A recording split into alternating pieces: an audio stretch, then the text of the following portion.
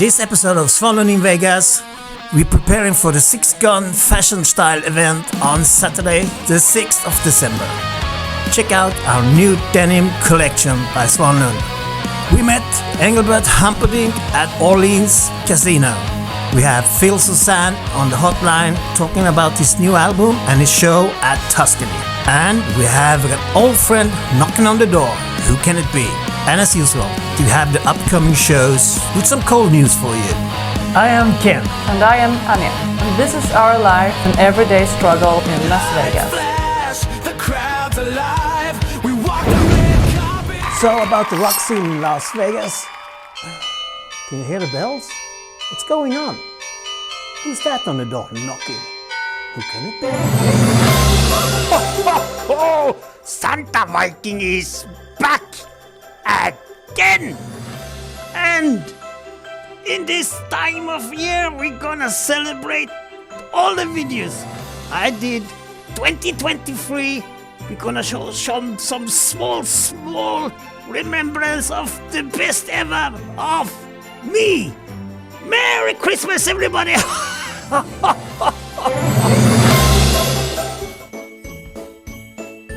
Ho, ho, ho! It's the Santa Viking again! And today I have something magic for you!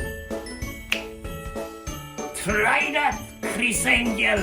Ho, ho, ho, ho!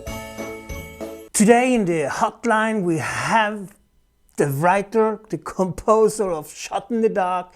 He played with Ozzy Osbourne, Billy Idol, and put the Vince Neil band together. Mr. Phil Soussan.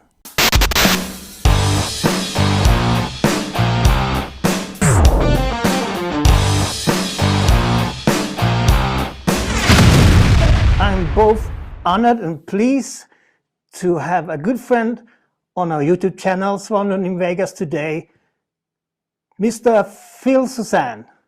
Welcome to the channel. Thank you very much. Glad to be here, Ken. Nice to see you.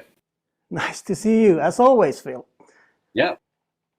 I had the pleasure to listen to some of your new songs, so I know a little bit about this, and I know you have a show coming up. Could you maybe talk a little bit about the songs for us? Sure. We had a little bit of a hiatus going on with my band Last in Line for various reasons for this year. So I think it was back in about April. I started just messing around with some ideas, and that's how it sort of goes. And very soon I started writing some songs and completing some songs. And before you know it, I had about 15 or 16 songs that I wrote in my studio. And of those, I've managed to pick what's going to be a whole solo record out of them. So that's awesome. Yeah. So were they originally written with Last in Line in mind, or was it a solo project from the beginning? No, it was a solo project from the beginning. I have written solo material before. I always write stuff. I'm constantly writing things.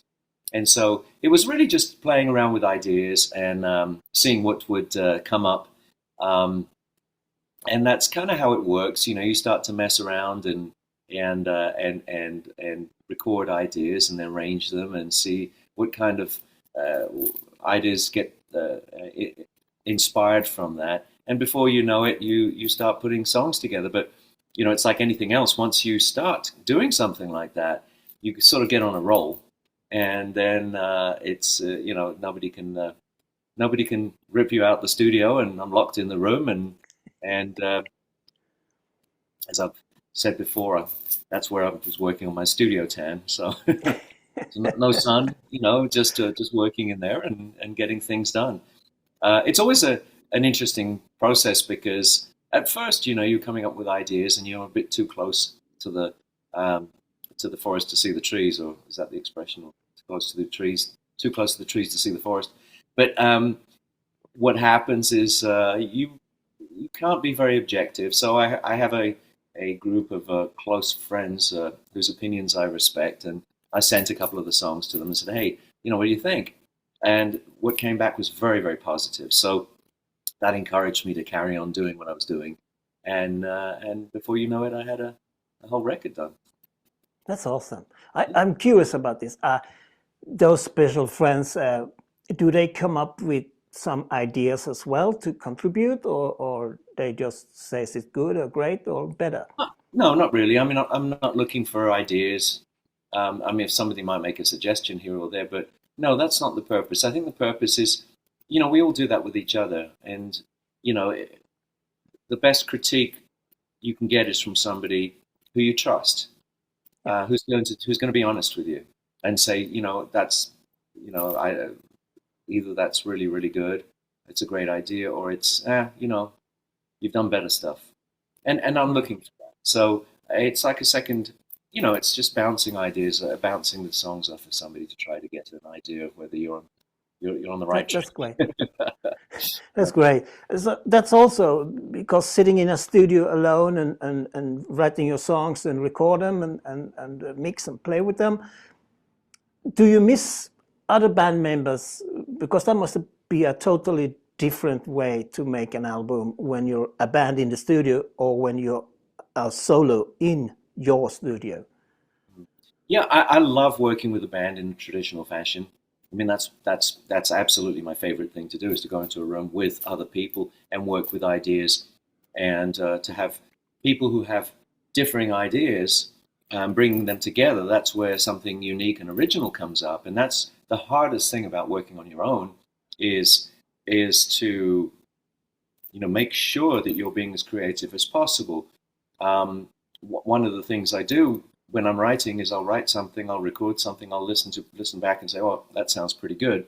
And then immediately the next question is, okay, what's wrong with it?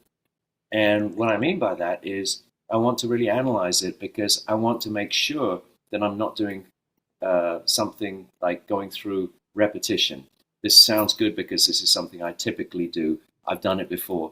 After this chord progression, I'll go to that.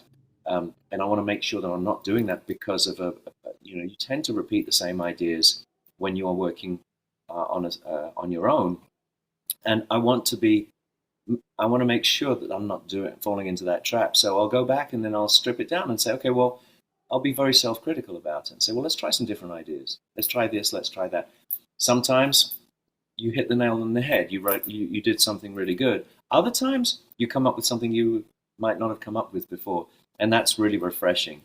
But I love working in with a band. But when you are working on your own like this, especially the way I wrote these songs, as I went into the studio with very, very basic ideas and put them down and started experimenting with them.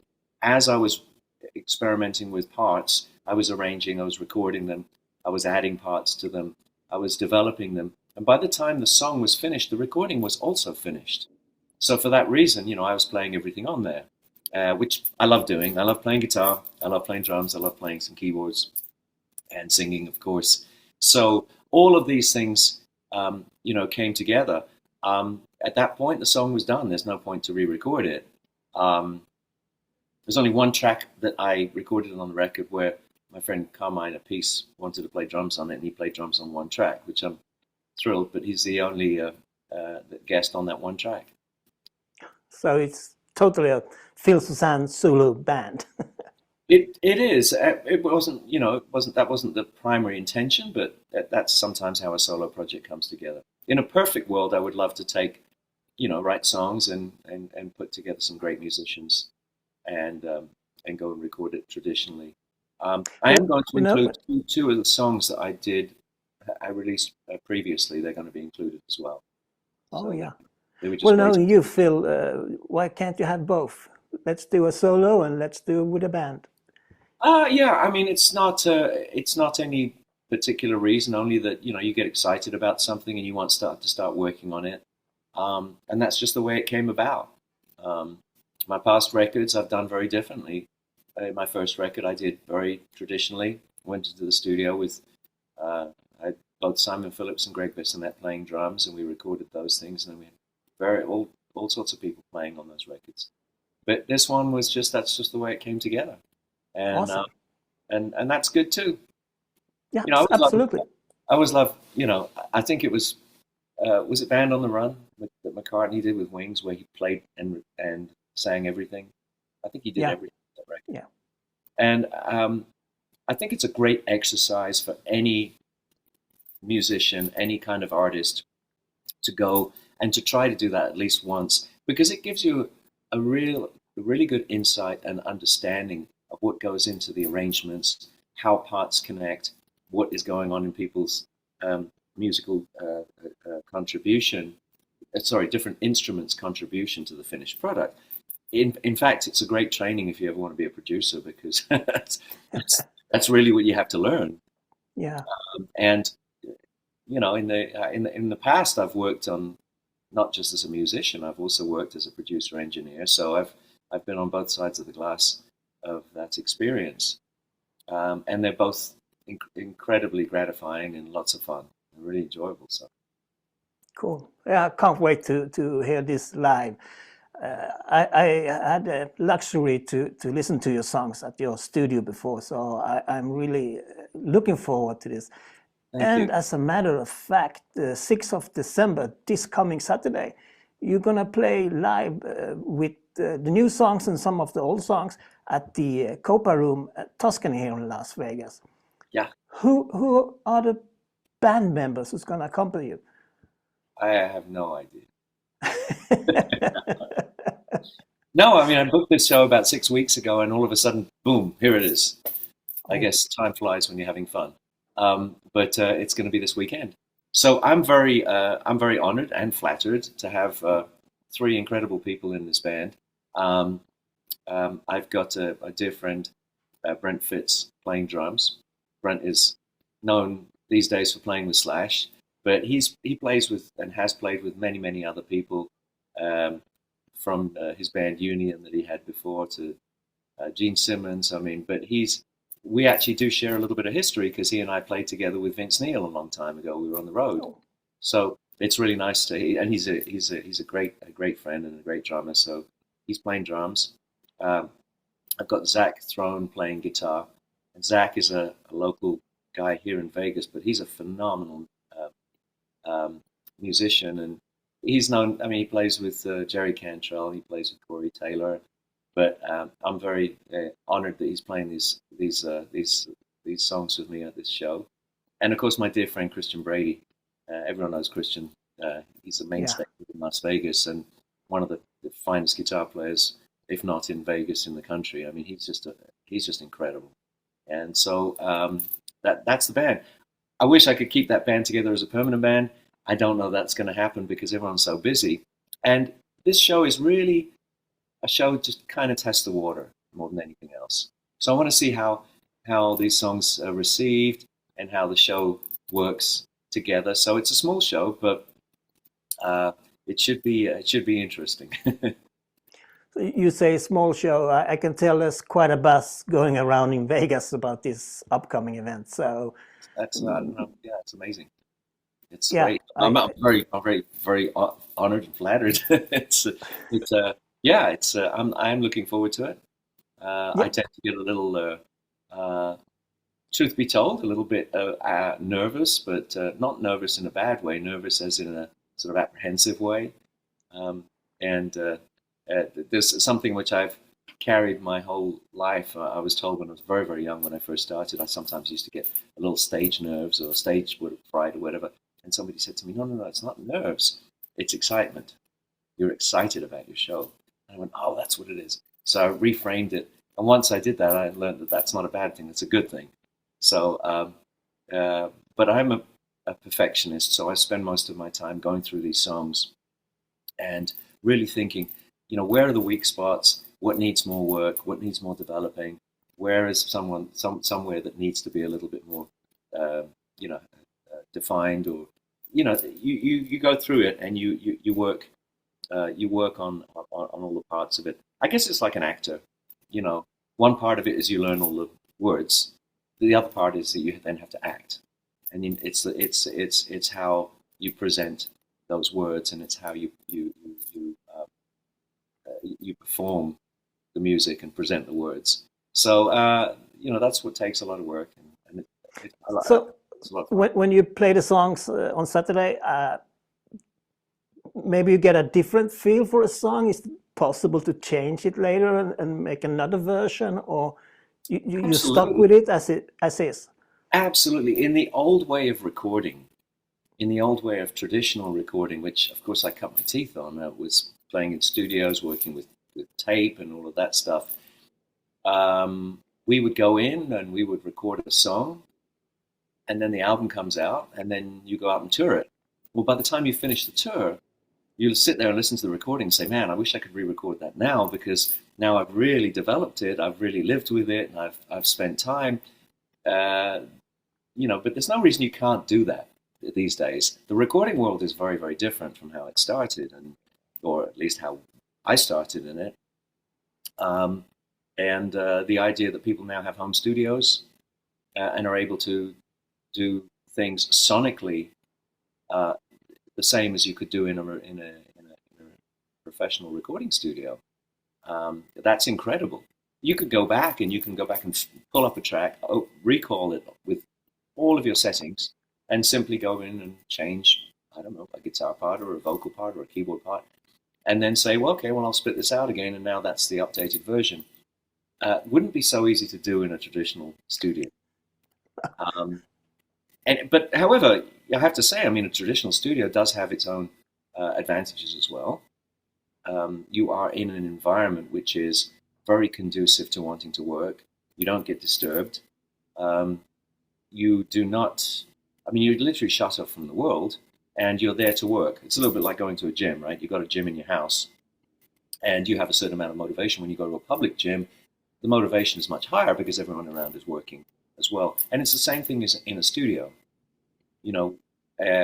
We always, I always wanted to have a recording environment at home. So my very first experience with that was a, reel-to-reel tape machine, a regular tape machine, and we would bounce tracks from one track to the other, back and forth, being able to overdub.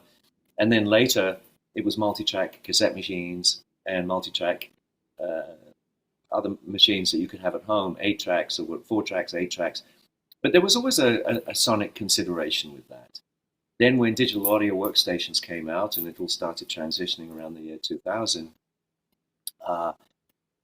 all of a sudden you had equipment at your house that could get sonically the same results that you get in any top studio. So the advantages of a top studio now, of course, are the environment.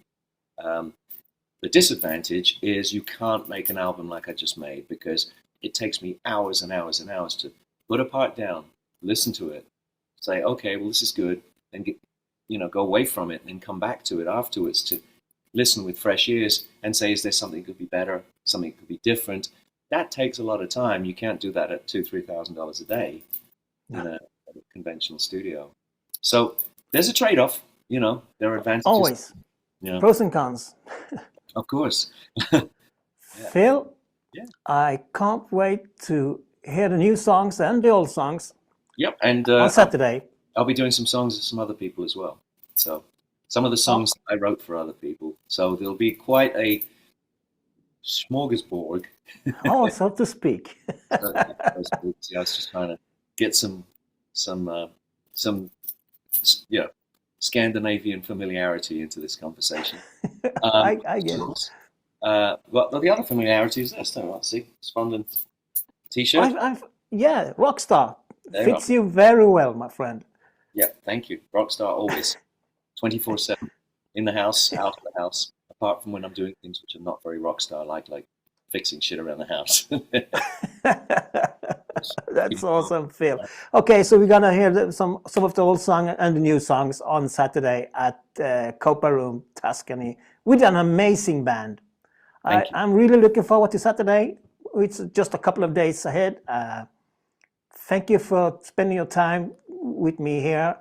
I know you have a lot to do before the show on Saturday. You're welcome. Thanks for having me, Ken, and looking forward to seeing you on the weekend, on Saturday. Looking forward to see you too, my friend. Take care and break a leg. Bye-bye. Bye. Yesterday was a great night. I was at the Orleans, and my good friend Engelbert Humperdinck was doing his show. It was a show in 2 parts. First part is like the original classic songs with Engelbert. That's amazing.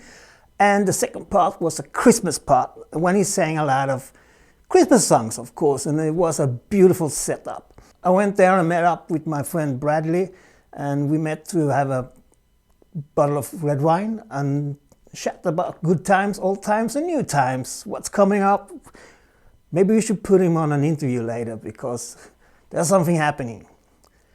And after a while, my good friend Phil joined us at the bar, so we have a more red wine, and then we all three of us went to see the show and enjoyed it very much. Afterwards, we met with Engelbert and the manager Alan, he's the best manager ever.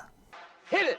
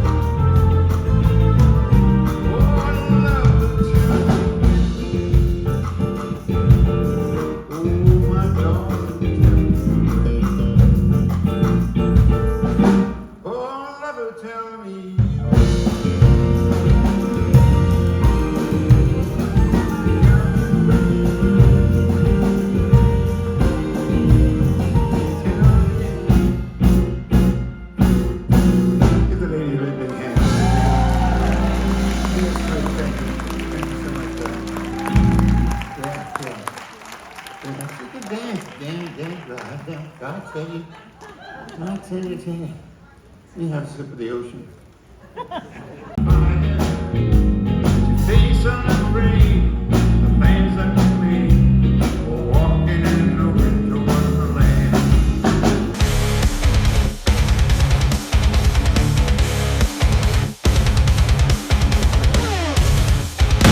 For all you rock stars out there, the 6th of December, SIXX GUN Music reached out to me and asked if we could do a collaboration before Christmas time to make it a fashion style show at their guitar store in Las Vegas.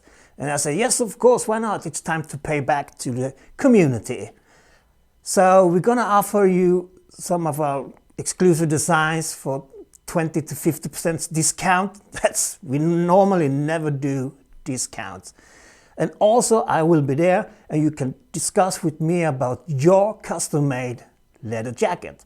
I will bring different designs you can choose from and we can put it together the way you want it. Choose the color of the leather you want, embossed if you want crocodile, snake, Yeah, we work it out. I help you, and if you don't know directly what you want, no problem, I'll do it for you.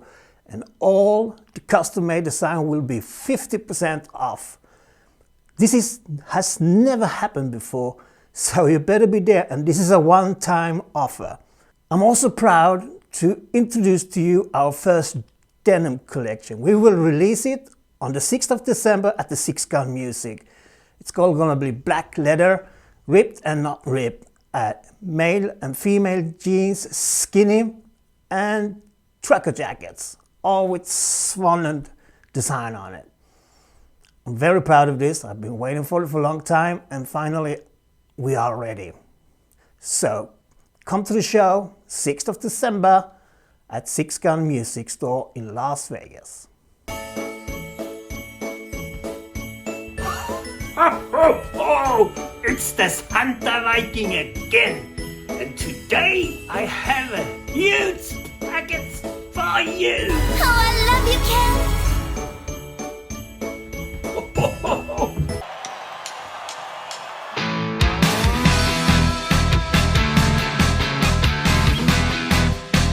Upcoming shows, we have Rock Vault at Hard Rock Cafe. They are singing on the last month in December, and then they're gonna stop playing at the Hard Rock Cafe in Las Vegas. I think they might be doing a tour around the world. So keep an eye out for them. Love them all. Great musicians, great fun at Hard Rock. My friends from Opeth are coming to Palms the 20th of February. You gotta see them, it's an amazing Swedish band. Youngblood is coming to Las Vegas and he's gonna play at the Planet Hollywood. It's gonna be there the 18th of May 2026. And for you all real rockers out there, the Lee Canyon at Mount Charleston has opened, so it's ski season, finally. I can't wait to get my gear on and see if I still got it. So if you like our channel, Svanlund in Vegas, please, we have a new feature called Buy Me a Coffee, which you can find in the description, and you can buy us a coffee if you feel we need some coffee. Thank you all for watching. Please, if you like our channel, consider to subscribe. And remember, clothing isn't everything, but without it, we all be naked.